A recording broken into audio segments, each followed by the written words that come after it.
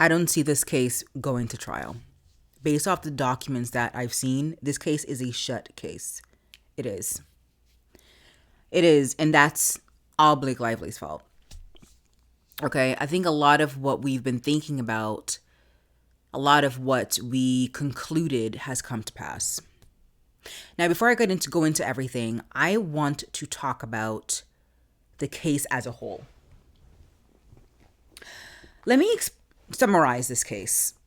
If you know nothing about this case, let me summarize this case in a few sentences.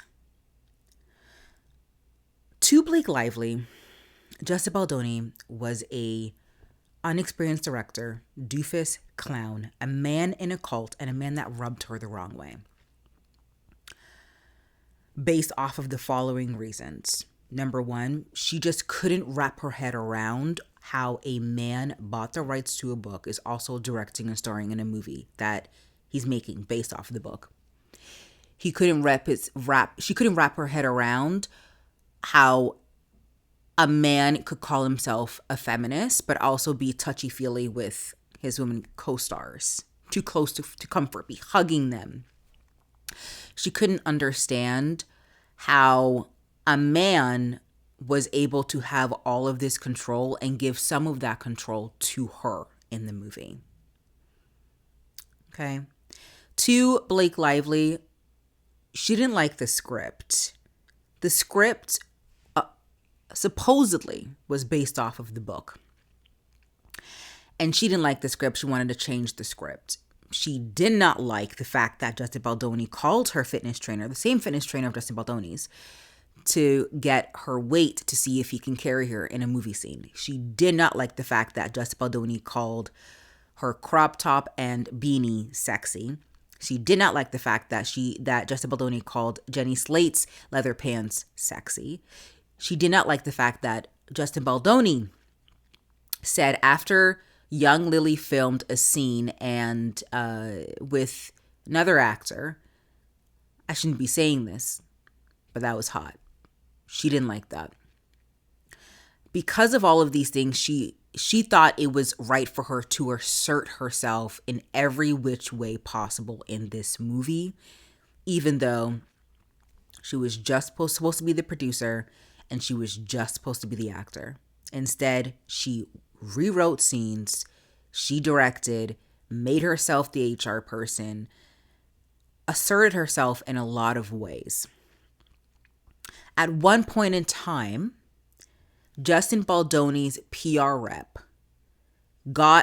found some communications that included Justin Baldoni bad-mouthing Blake Lively, basically saying, I can't believe Blake Lively is asserting herself throughout this movie. Took those communications and gave it to Blake Lively.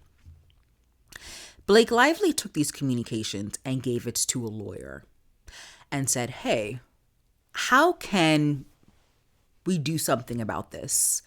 I don't like this man. My husband, Ryan Reynolds, don't like this man. I don't like him. What can we do? I'm sure the lawyer then took those communications and go, this looks like harassment and retaliation based off of you reporting your harassment. Let's file a complaint. Let's go to the New York Times. Everyone is going to believe her. Everyone's going to believe Blake Lively. It's going to be the bombshell story of the year because it's Blake Lively. Like, how dare you harass Blake Lively? How dare you say no to Blake Lively? Blake Lively inserted herself in this movie in ways you can't even fathom. She rewrote a lot of the scenes. Like I said, she edited the movie and made sure that everybody saw her edit. She stole a copy of her edit of the movie and showed it at the premiere. It wasn't supposed to be her movie to show. It was supposed to be Justin's because Justin's scored higher objectively according to focus groups. But she was like, absolutely not.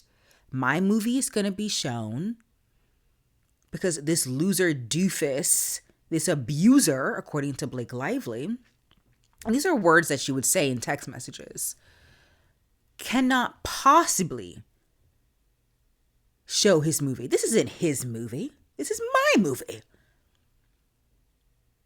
Mind you, Justin Baldoni is the director. He owns the rights to the movie, and he's the lead actor. And that's where we are. We're about weeks till the trial date, and a lot of documents have been unsealed. A lot of things that you wouldn't even fathom to read. You're reading. I think everybody in the industry, lawyers, consumers are just like, what? What are we reading? And you're probably wondering, before we get into it, who am I? And who am I to speak on this? I am literally nobody. I am just a consumer just like you who was fans of Justin Baldoni and Blake Ljvely and was a fan of each of their works before all of this. And I was the one who actually reported on all of this when it dropped. Like literally the night then the complaint dropped, I read it, went on YouTube, talked about it. That's who I am. Okay? And hopefully you can stick along for the ride. So I am going to be talking about a lot of the things that I found interesting in a lot of the documents. I've read, I would say 80% of the documents, 90% of the documents, a lot. If you've been following me on TikTok, I'm on TikTok. I'm on Attainable Beauty or MJ's Makeup and Media Nook. I'm there. And I really broke down some of the things I found like really interesting in these documents. There are a lot to read. I spent like over 24 hours reading it. I do want to know, I have to only film 25 minutes on this Android. This is the ghetto. 25 minutes on this Android phone, on this Android phone. If I need to say more, then I'll do a part 2, 25 minutes. That's the only space. Like my phone can only have 25 minutes at a time, it seems. So that's what I'm doing.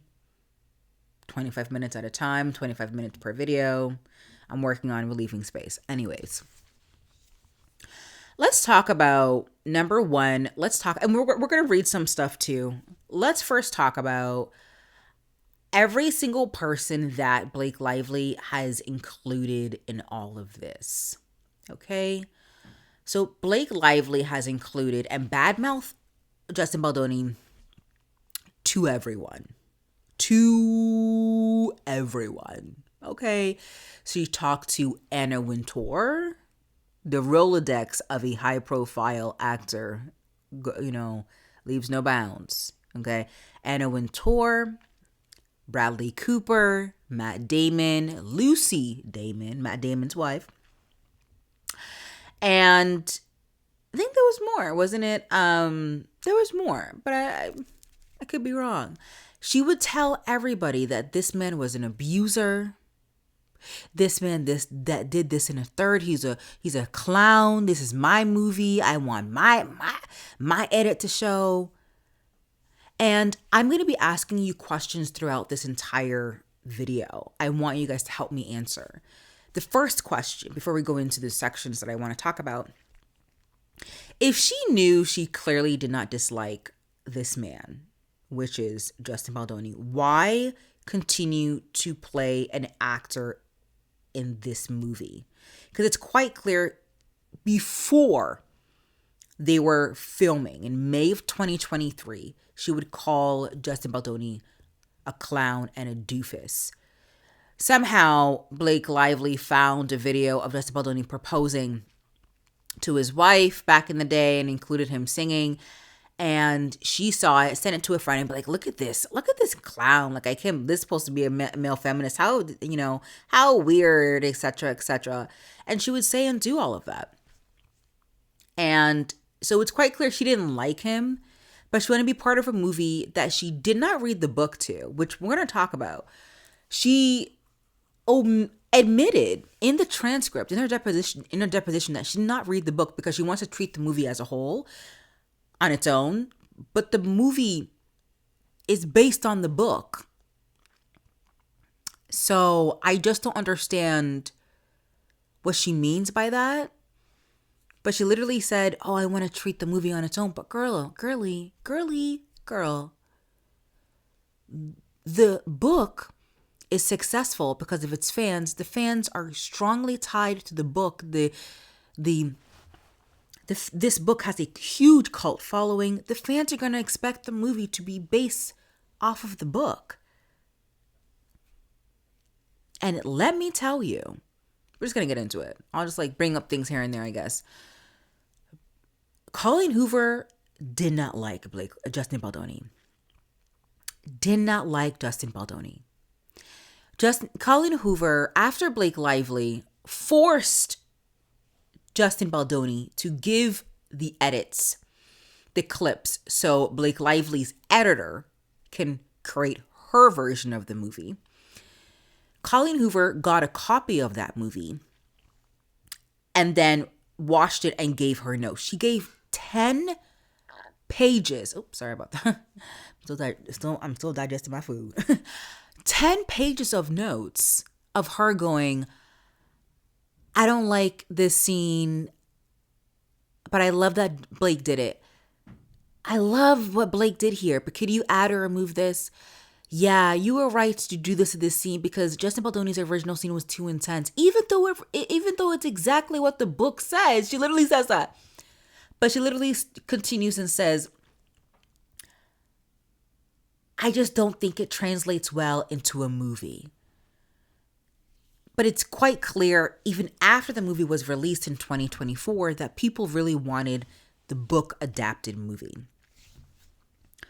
So Colleen Hoover did not like Justin Baldoni, and she says that in a lot of the text messages. She found Justin Baldoni icky. But Justin Baldoni didn't do anything to Colleen Hoover. Like literally nothing. Colleen Hoover is hearing snippets from Blake Lively, from People, from Brendan Sklenar, which we'll talk about, that apparently, behold and lo and behold, like Jesse would say, that Justin Baldoni was just a weirdo. So she took with that and ran with that. When Blake Lively decided to unfollow Justin Baldoni, she agreed to do that. She agreed to unfollow as well. She had no second thoughts. She wrote in an email and she goes, I'm tired of Justin Baldoni. He makes me uncomfortable. But Justin Baldoni didn't do anything to Colleen Hoover. The only thing is when they went to this event and Colleen Hoover was there. Jamie Heath and Justin Baldoni was talking about the things that Blake Lively expressed about all the inappropriate comments. So they would tell this to Colleen Hoover, and Colleen Hoover, after that night, the next day, would then call Blake Lively and go, I felt so uncomfortable in that conversation with Jamie Heath and Justin Baldoni.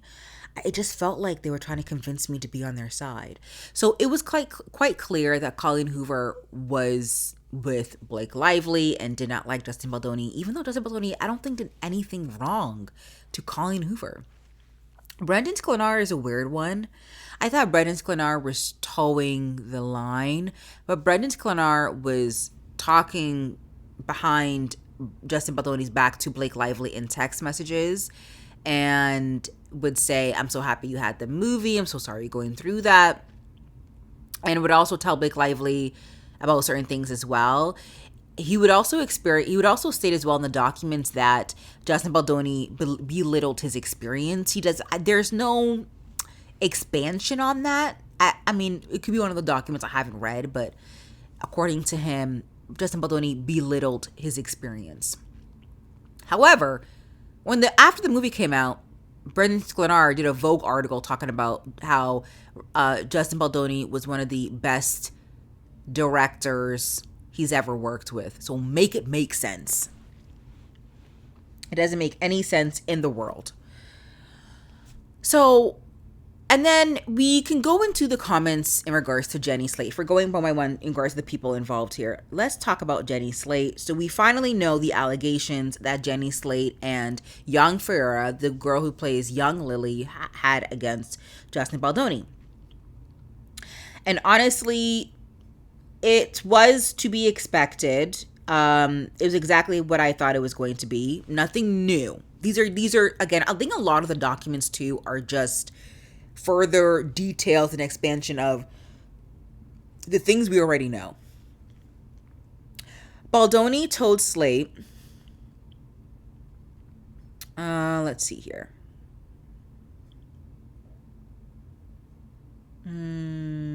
Okay.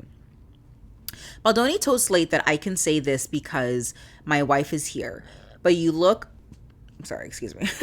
um, but you look sexy in what you're wearing.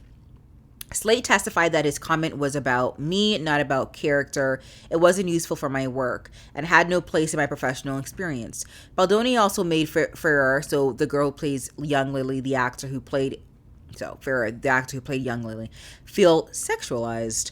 At one point, Baldoni pulled aside Ferrer's on-screen love interest to encourage him to get to know Ferrer well with a wink, insinuating that he should pursue Ferrer sexually. Later, when the two actors were in their underwear after filming the scene in which their characters had for the first time, Baldoni said, "I'm not supposed to say this, but that was hot." The comment felt personal and untethered to the work. We understand that Jenny Slate had issues with Jamie Heath and the fact that Jamie Heath didn't like the comments he made in regards to her living in a certain apartment. So we know that. And so that's the allegations between Jenny and Baldoni and young Ferrer and Baldoni. Like, all these people will be testifying. So it's not something that you can truly escape. Now, I did take a snapshot of how Jamie Heath and Justin Baldoni interpret some of these comments. Okay, because there was a long email that I'm guessing somebody who was going to help them change things up and spin things and things like that had a long email, had a long phone call and wrote down a lot of the events down. And I just wanted to read to you how that was interpreted. And I find it interesting the way they described it. Okay, so I have it here. Okay, so early on set, because she changed the wardrobe, so she meaning Blake Lively, Sony made it clear they want Skin to be shown, but it's a character, and we have Blake Lively, and they wanted her to show things off. This is what Jamie Heath and Justin Baldoni's perspective is on these inappropriate comments, at least some of the inappropriate comments. We're talking about a couple of specific ones right now, because they had a phone call with this girl named Kelly, and Kelly wrote a timeline of everything that has happened in this matter in one long email. So I'm reading to you what she said. So I'm going to read to you the three instances. I guess I got that snapshot for you guys. So early on set, because she changed the wardrobe, Sony made it clear they want Skin to be shown, but it's a character, and we have Blake Lively, and they wanted her to show things off, but she changed the wardrobe. Before they start shooting, she says she wants to take the jacket off. Justin Baldoni responded and said he didn't think he needs the jacket, and she looks great / sexy in it, which was a description of the character. She said, Blake Lively, it wasn't the look she was going for. Justin Baldoni apologized, quote, "That's my elementary vocabulary," end quote. "I want you to know you look great," end quote. Jenny chimes in and says she doesn't like being described as sexy. Justin said he was sorry. He addressed it a few minutes later. "I'm sorry. I'm acknowledging I used old language and I didn't mean to offend you. Scene was filmed. Call from Sony. A call was made to Sony. And this was something they felt uncomfortable with Justin Baldoni using this language. Called Jenny the day before. She was uncomfortable in an outfit she was told she looked sexy before.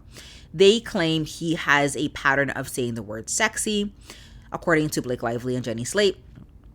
And Blake addressed it a week later and said later she didn't feel like he was hitting on her. She just didn't like it. So in the moment as it was happening, Blake Lively didn't feel like Justin Baldoni was hitting on her. It was just like, again, an inappropriate comment that she didn't like. But as she further thought about it, as time goes on, she goes, wait, you got inappropriate comment? You got inappropriate comments? You got, okay, maybe this is as harassment. Like, that's how Blake Lively thought about these things. The next incident, he was asked about her weight. So as we know, I'm not going to go over this incident because we know about that one, about the fitness trainer that happened really early in the production. The next one, according to Jamie Heath, he took them to the trailer to tell them of the problem she's having. Okay, Blake Lively took Jamie Heath to her trailer to tell them about the problems that she's having with them. One, she says day 2 or day 3, she wanted to talk about whisperings and the wardrobe. She wanted to settle it and look at a lookbook. They scheduled the meeting. She had to feed her baby. Couldn't do it again. At several points throughout the day, Jamie asked if she wanted to meet that night, but she wanted to do it tonight. They were going to meet at the makeup trailer. He spoke with all the producers and Sony rep. They're walking to base camp. Walk upstairs, knock on the door. She says, "Come in." She's got her HMU front of them. Wait. Oh, she's got her HMU people and her nanny and assistant blanket over her on something. She's breastfeeding or pumping. She done this in front of them many times. Jamie tried to excuse himself, but she said she didn't care. She told him to come in and look away. Room full of women. He stands 15 feet to the left, turned away. He asked to do it tomorrow.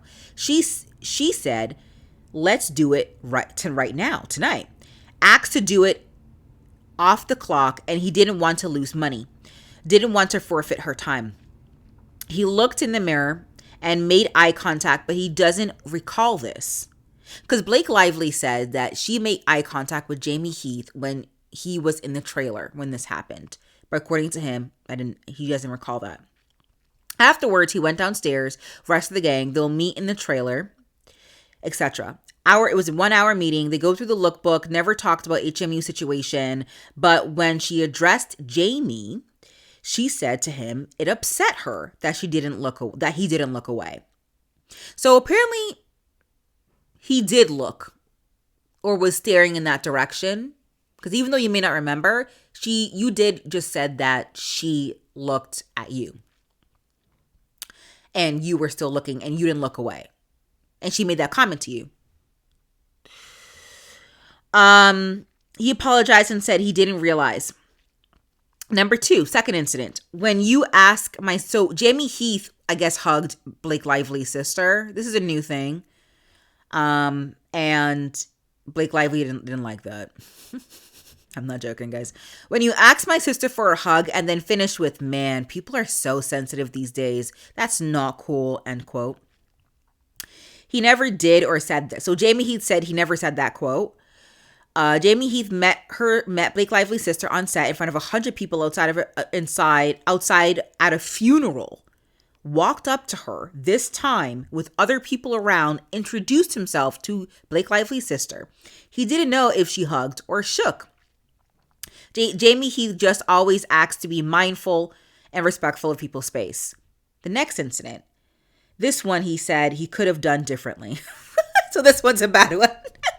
This is what Kelly wrote in notes because she's taking notes of their phone call that she has with Jamie Heath. On set, he was sitting on his phone. Justin Baldoni and Blake were talking about how to shoot the birth scene in the movie. Justin Baldoni and Jamie had home births, and his wife is an advocate for home births and comfortable with her birth and sharing this story. Doesn't see it as the actual act.